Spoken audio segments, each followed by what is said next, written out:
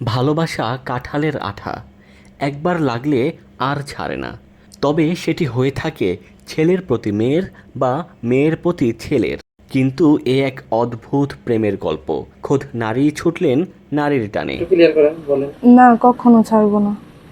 TikTok থেকে পরিচয়, এরপর খুনসুটি, এক পর্যায়ে শুরু হলো মন দেয়া নেয়া।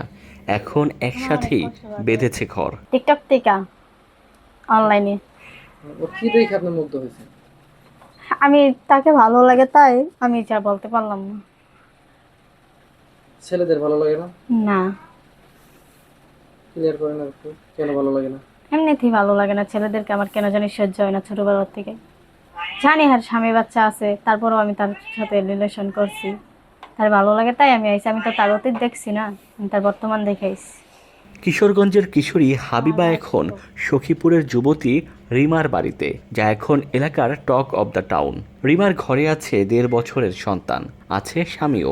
তবে স্বামীর প্রতি রিমার অনেক অভিযোগ। ও বলছিল যে আমরা ফ্রেন্ড হয়ে থাকবো, আমি পরে এমনি 2 দিন বউ বউ বলে ডাকতাম, পরে হঠাৎ করে অফ করে দিছে। পরে কয় বউ বলে ডাক দাও, না বললে ভালো লাগে না। এরপরে বলছি তাহলে কবুল বলো, পরে কবুল বলছে, আমিও বলছি। এরপরে থেকে এভাবেই সম্পর্ক চলতে চলতে পরে একদিন নিয়ে আসছে। তাহলে আপনাদের স্বামী স্ত্রীকে কি হচ্ছেন? ও আমার ওয়াইফ, আমি ওনার হাজব্যান্ড।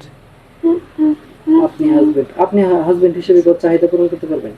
হ্যাঁ, চেষ্টা করবো সাধ্য অনুযায়ী। ক্যালিয়া করতে এক বান্ধবী আনছে বাসায় অনেক দিন ধরে, বলছি যে বান্ধবী খেতে দাও। মানে আমরা সন্দেহ করছি অন্য কিছু ব্যবসা ট্যাবসা করে নাকি। যার পর সে বলছে বিয়ে করি, কিন্তু কোনো কাগজপত্র নেই। এটা কি সম্ভব? মেয়ে বিয়ে করার দুনিয়া এটা বিক্রি কোন দিন? মানে আর কি শাস্তির হওয়ার দরকার, দেশবাসীর কাছে এই বিচার দেয়।